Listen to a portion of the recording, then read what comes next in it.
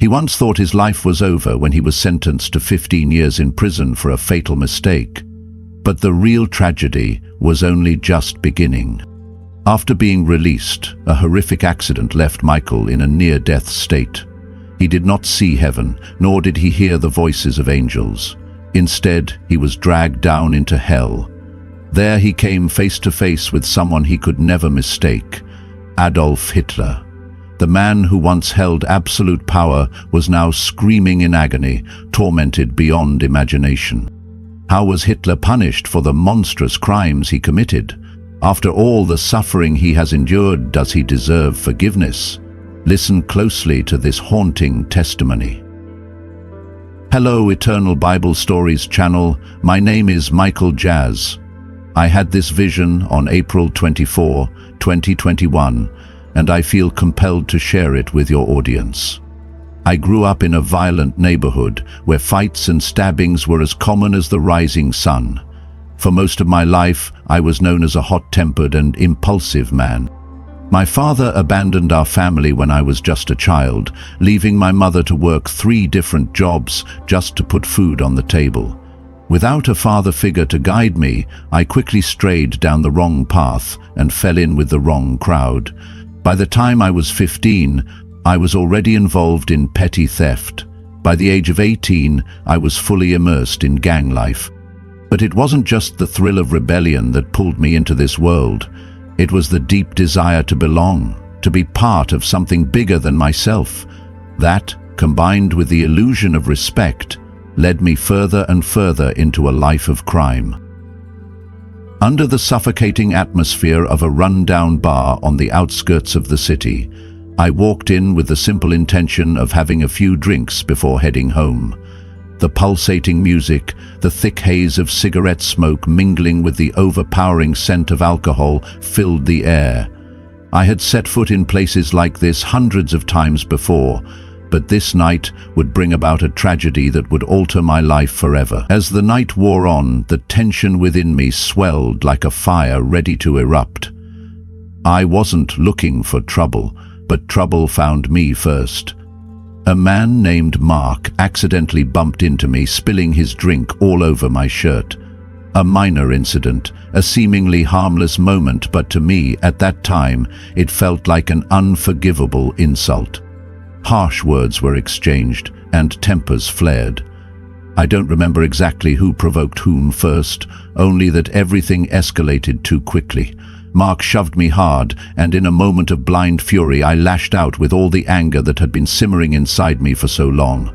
My fist connected directly with his jaw, the sickening sound of bone hitting bone silencing the entire bar.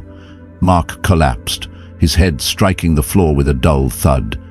And then stillness.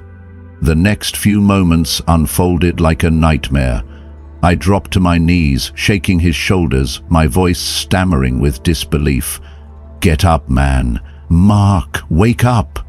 But he never opened his eyes again. Regret hit me like ice-cold water dousing my face, but it could not erase the horrifying truth before me. The air in the bar became unbearably heavy. Someone screamed. Someone called the police. Eyes turned toward me, filled with horror, anger, and disgust. I stood frozen amid the chaos, my mind blank, my body trembling as if I had been struck down myself. I hadn't meant to kill him. I never wanted this to happen, but how could I deny it? Mark was dead because of me. The wailing of sirens tore through the night, flashing red and blue lights casting eerie reflections on my sweat-drenched face as I was handcuffed and shoved into the police car. The officer read me my rights, but I barely heard anything beyond the deafening thud of my own heartbeat. For the first time in my life, I no longer felt strong. I was no longer just a petty thief or a street brawler. I was a murderer.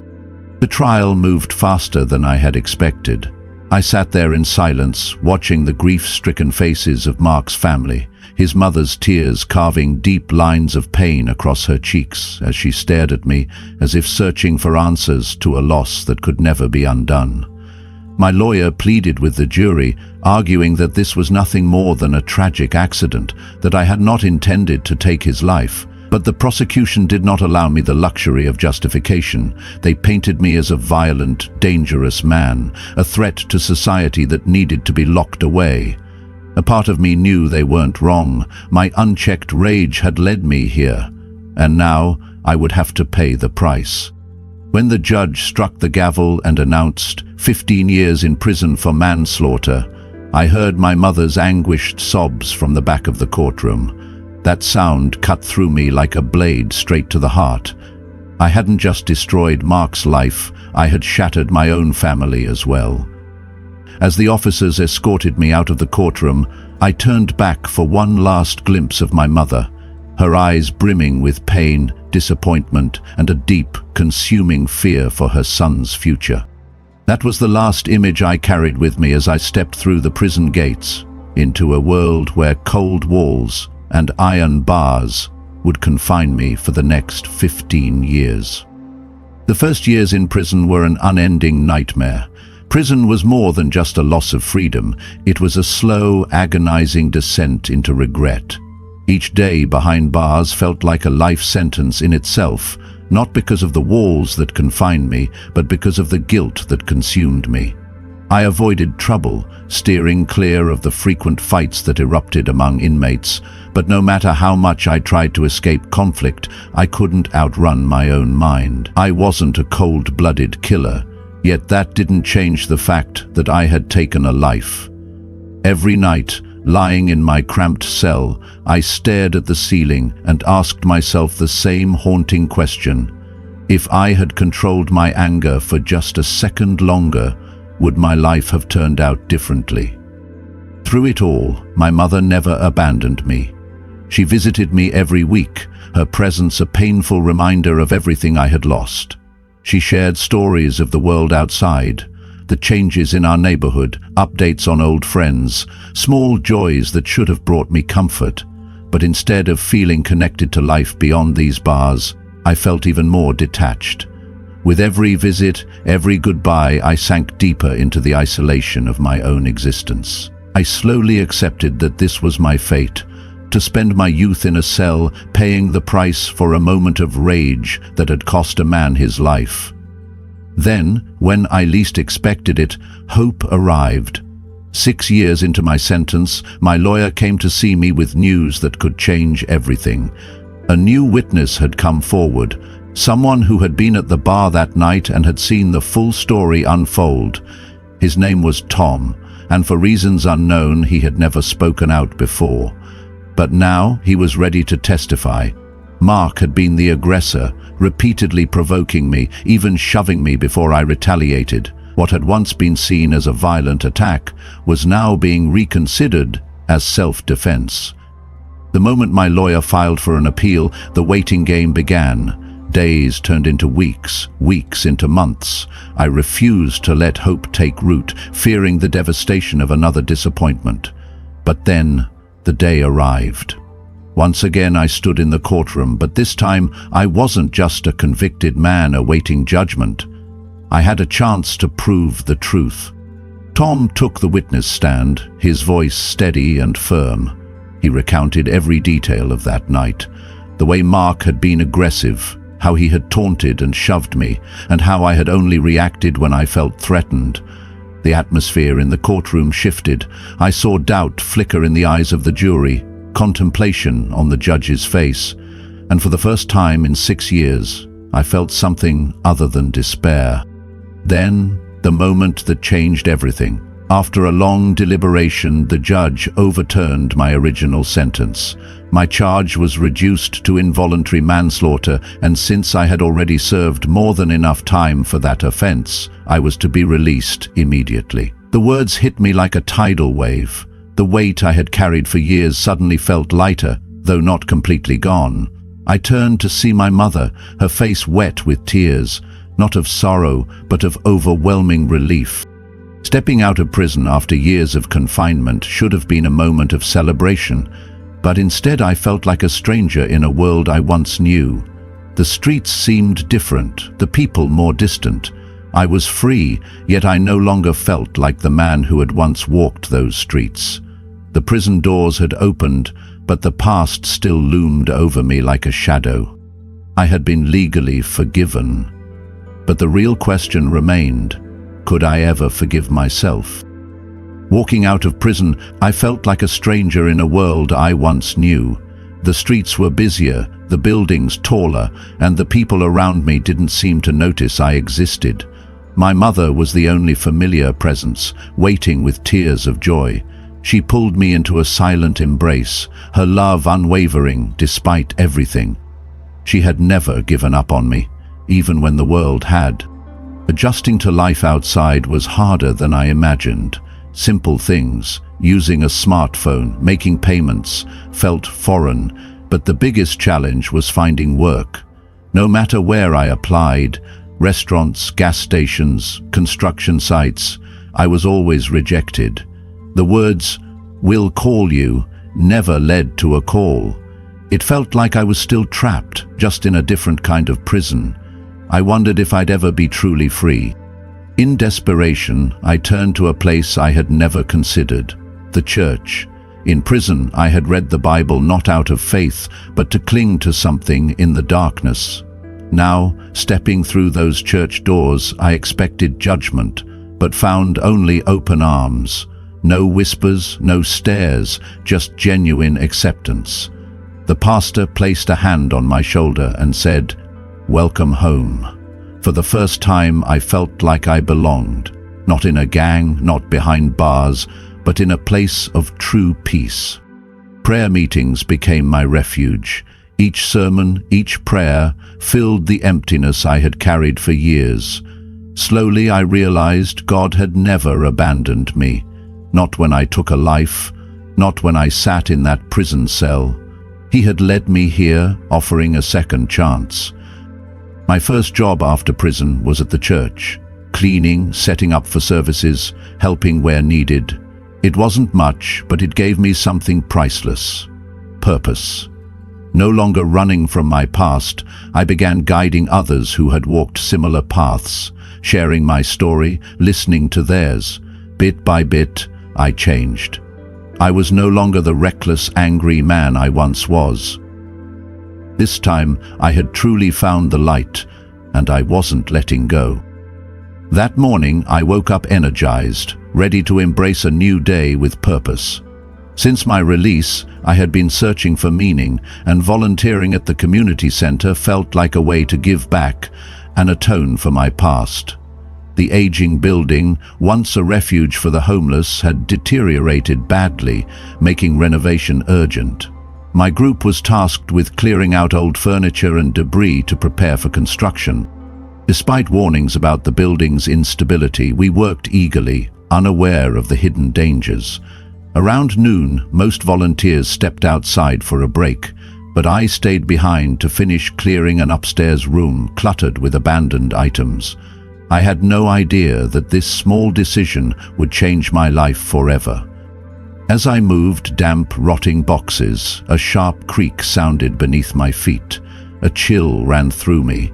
I glanced around, searching for the source, but before I could react, the floor trembled. The worn wooden beams finally gave way. I barely had time to take a breath before everything collapsed. I plunged into empty space, swallowed by a whirlwind of dust and splintered wood. There was nothing to grab, nothing to stop the fall. The impact was instant and brutal. Pain surged through my body like fire. My breath came in shallow gasps before fading altogether. The world around me blurred, voices turning into distant echoes. Darkness crept in. The pain, the weight of my body, everything vanished into an eerie stillness. My heartbeat slowed, each beat fainter than the last, like a door quietly closing. I realized I was hovering at the fragile edge between life and death, but I had no idea that my true journey was only just beginning. An overwhelming emptiness consumed me, as if I were drifting aimlessly in an endless void. No up, no down, no concept of time or space to anchor myself. I could no longer feel the weight of my body or experience any sensation as I once did. There was only absolute silence, a suffocating darkness that felt as though the entire world had ceased to exist. I didn't know where I was, whether I was alive or dead, but deep inside, I knew something was terribly wrong.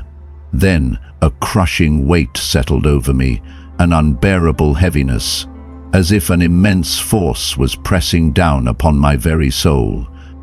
A searing heat began to spread, not like the warmth of the sun or the flames of an earthly fire, but an agonizing burn from the inside out, seeping into the deepest corners of my being.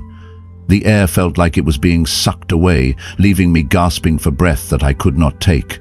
When I finally forced my eyes open, the sight before me froze me in sheer terror. This was no longer the community center, no longer the world I had once known. I was no longer amidst the rubble. I had stepped into another realm, one I never imagined I would ever see. A shiver ran down my spine as the realization struck me with full force. I had fallen into hell. The scene before me was nothing short of horrifying, far beyond any nightmare I had ever experienced. The entire landscape was a wasteland of ashes and unending fire, a hellish expanse that no words could truly capture. The ground beneath my feet was not solid earth, but thick layers of blackened soot, smoldering as if they had once been something entirely consumed by flames. Raging rivers of molten lava slithered through jagged rock formations like colossal serpents, bubbling violently, emitting deep, guttural sounds like the pulsing veins of some monstrous entity. Above me, the sky was no longer an endless blue canopy, but a dense, suffocating abyss, swirling with ominous clouds that pulsed with eerie, red-tinged light, like the watchful, burning eyes of a hidden predator lurking in the shadows. I couldn't tear my gaze away from the horrors unfolding around me. Everywhere I looked, I saw tormented souls enduring punishments beyond human comprehension. Some were imprisoned in iron cages, ablaze with an unrelenting fire, writhing in perpetual agony. Others were suspended mid-air, their wrists shackled by glowing chains that burned like molten metal, stretching their bodies in everlasting torment. Some were submerged in pools of liquid fire, their anguished screams piercing through the thick, oppressive air, yet they could never truly perish. Their cries blended together in a haunting symphony of despair and regret, an echo of eternal suffering that never ceased. Amidst this infernal chaos, I gradually became aware of something peculiar. Though I could feel the suffocating heat, hear every agonized scream with stark clarity, and witness the unimaginable horrors taking place before me, I was untouched. I was not burning. I was not bound. I was not suffering as the others were. I was merely an observer, an unwilling witness to the torment, standing in the midst of hell, yet somehow spared from its wrath. But this did not bring me any relief. Instead, it filled me with an even deeper dread. An unanswered question gnawed at my mind. Why was I here? Why was I not being punished? What was I meant to see? A growing urgency surged within me, a foreboding sense that I had been shown this place for a purpose I had yet to understand. I wanted to run. I wanted to escape this nightmare, but deep down, I knew I couldn't. I was trapped here, forced to witness every atrocity unfolding before my eyes. These horrors were not just figments of a disturbed dream. They were a terrifying reality I had never believed in until now. Hell was real, and I was standing right in the middle of it. The harrowing screams of torment still echoed through the air, but amidst the chaos my eyes fixated on a familiar figure, a face I had only seen in history books, in war documentaries, on propaganda posters that once spread fear and destruction to millions. Adolf Hitler. The infamous dictator, the man who once wielded absolute power, was now writhing in unbearable pain, chained to a massive flaming boulder. I stood frozen, unable to comprehend what I was seeing. This was not the Hitler from history, the one with a commanding presence, fiery speeches, and an unshakable aura of authority. No, this was a broken soul, a man who had lost everything, including himself. His face was grotesquely twisted in ceaseless agony, his flesh charred and peeling under the merciless inferno of hell. His once intense, ambitious eyes were now hollow and vacant, filled with a bottomless despair beyond description. Even in the midst of this terrifying landscape, I felt an inexplicable pull of curiosity. I needed to hear what he had to say. As I stepped closer, Hitler slowly lifted his gaze and met my eyes. A shiver ran down my spine. Gone was the look of a man who believed himself invincible. What remained was the gaze of someone who had finally realized the truth, but far too late. Before I could utter a single word, he spoke first.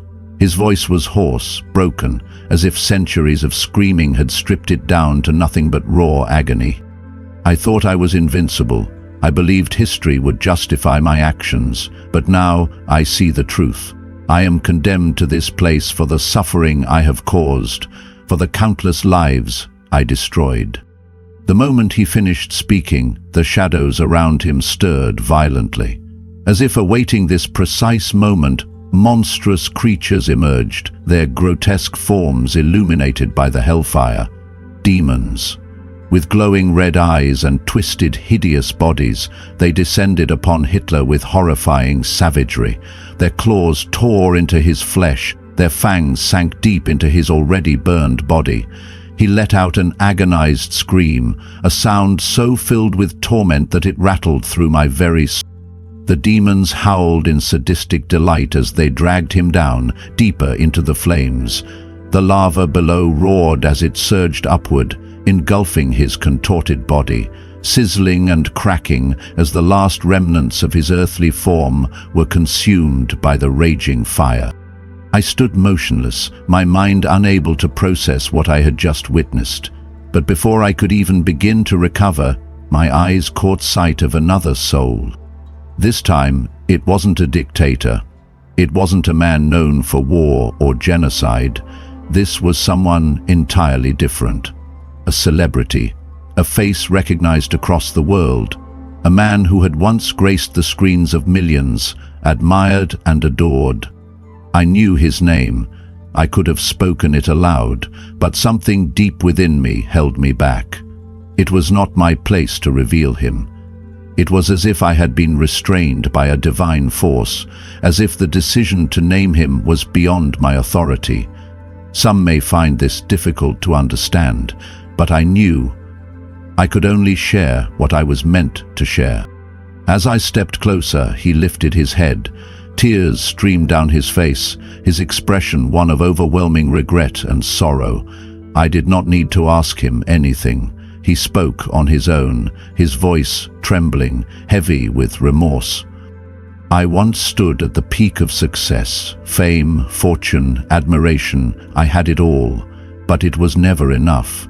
I always wanted more, and I was willing to pay any price. In a moment of weakness, I made a deal with the devil.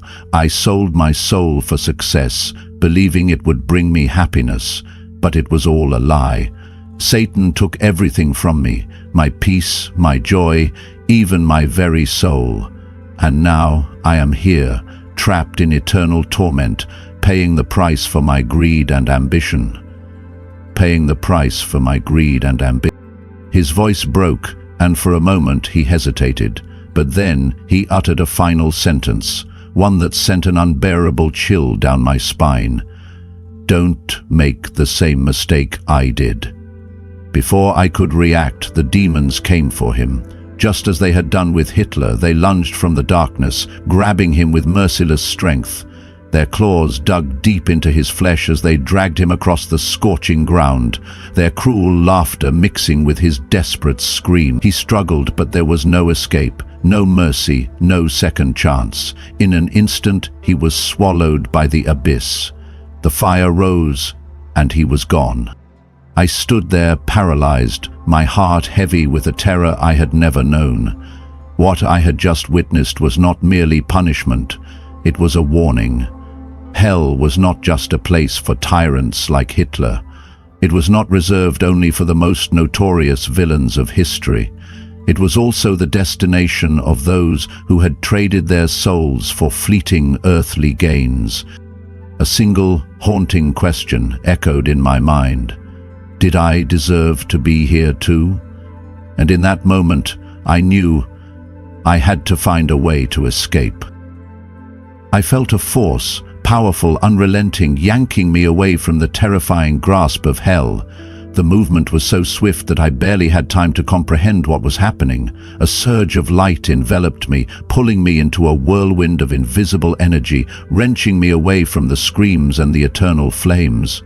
The searing heat, the suffocating despair, and the overwhelming fear slowly faded, replaced by a strange numbness as I was hurled back toward the world I once belonged to. I gasped awake, as if surfacing from the depths of an ocean after nearly drowning. My breath came in ragged, desperate gulps, my chest burning as though it had been crushed under an unbearable weight. The blinding white of hospital lights forced me to squint, and unfamiliar yet concerned faces hovered over me. Doctors and nurses bustled around, checking my vitals, while the steady beep of a heart monitor reassured me that somehow, against all odds, I was alive. I overheard someone say that I had been in a coma for 3 days following the building collapse.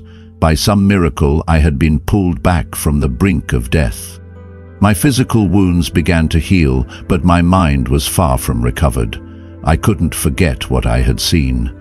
I had heard stories of near-death experiences, of people encountering Jesus, seeing angels, or being embraced by the warm glow of heaven. But my journey had been completely different. Instead of paradise, I had been thrust into hell. Instead of comfort, I had witnessed the absolute absence of hope. Instead of divine peace, I had been shown the horrifying reality of eternal suffering. A haunting question gnawed at my soul. Why hadn't I seen heaven? What did it mean for me? Did it mean I was unworthy of salvation? These questions tormented me in the days that followed, leaving me feeling stranded in an emptiness I couldn't escape. But slowly, clarity began to emerge. My experience in hell was not a punishment, it was a lesson. God had not condemned me, He had warned me. He had given me a glimpse of what awaited those who refused to turn back. The absence of heaven in my journey was not a rejection, but rather a call to action. What I had seen was not a hallucination or a trick of the mind. It was a divine message. A mission had been entrusted to me. I had to change. I had to live righteously. And I had to warn others. I was no longer Michael of the past. My journey through hell had transformed me inside and out. I could not waste this second chance. I had been given an opportunity to redeem myself, to use every moment of my life for good, to choose righteousness over darkness before it was too late. This transformation wasn't just internal, it manifested in action. I returned to church, but this time I wasn't just another silent face in the back pew. I immersed myself in community service, sharing my testimony and reaching out to those lost in the same darkness I had once embraced. I began speaking to young men standing at the same crossroads I had once faced, those who believed power, money, and status would fulfill them, but were blindly walking toward destruction. I started holding meetings, sharing my terrifying experience, not to scare people, but to open their eyes to the spiritual reality they ignored. I recounted my journey at church gatherings, community events, and even on media platforms. I no longer feared judgment or skepticism. I knew this was my calling, to warn the world that hell is real, sin has consequences, and only Jesus can save us from that fate. But I didn't want my transformation to be just words. I wanted it to be action. I joined charities, helping the homeless, reaching out to those abandoned by society. I felt compelled to support former prisoners, guiding them back into society, encouraging them to find meaning beyond crime and despair. I no longer sought respect through violence or fear. I sought it through acts of true value. This change was not instant. It was a long, ongoing journey. But I knew I was not alone. God had given me a second chance, and I refused to waste it. I had once been lost. I had stood at the edge of eternal destruction, but now I knew the truth.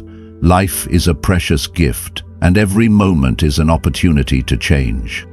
If you are reading this, if you feel an emptiness inside that nothing seems to fill, if you are on a path that you don't know how to turn back from, know this: it is not too late. You can change and you can start again. All you need to do is turn back to God.